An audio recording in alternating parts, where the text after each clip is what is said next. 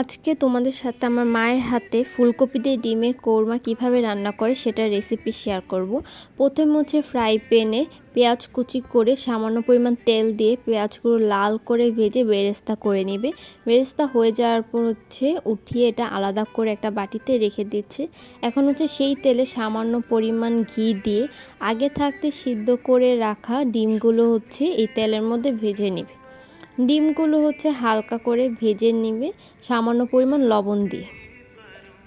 ডিমগুলো ভেজে নেওয়ার পর হচ্ছে এগুলো উঠিয়ে আলাদা করে রেখে দিচ্ছি। এখন এই তেলের মধ্যে হচ্ছে আগে থাকতে ফুলকপি সিদ্ধ করে ডিপে স্টোর করে রেখে দিয়েছিলাম, সেই ফুলকপিগুলো এই তেলের মধ্যে হালকা করে ভেজে নেবে।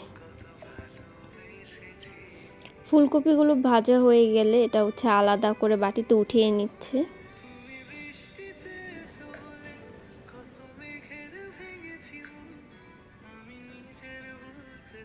এখন হচ্ছে সামান্য পরিমাণ তেল দিয়ে নিচ্ছে। এখন এটার মধ্যে হচ্ছে পেঁয়াজ বাটা দিচ্ছে। এখন হচ্ছে পরিমাণ মতন আদা আর রসুন বাটা দিয়ে নিল, আর হচ্ছে এরপর হচ্ছে জিরা বাটা দিচ্ছে। এখন ভালো মতন মিক্স করে নিল।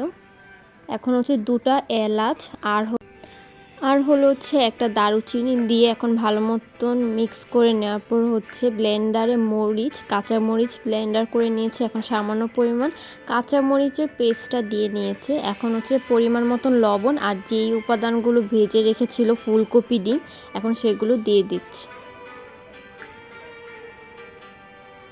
আর হচ্ছে এখানে লিকুইড দুধ দিতে হবে পরিমাণ মতো, আর হচ্ছে সামান্য পরিমাণ চিনি দিচ্ছে। ভালো মতন সুন্দর করে মিক্স করে এখন হচ্ছে আবার একটু সামান্য পরিমাণ ঘি দিয়ে এখন হচ্ছে ঢেকে দিতে হবে। 20 মিনিটের মতন ঢেকে এটা রান্না করে তারপর হচ্ছে রান্নাটা কমপ্লিট বেরেস্তা দিয়ে সাজিয়ে নিল।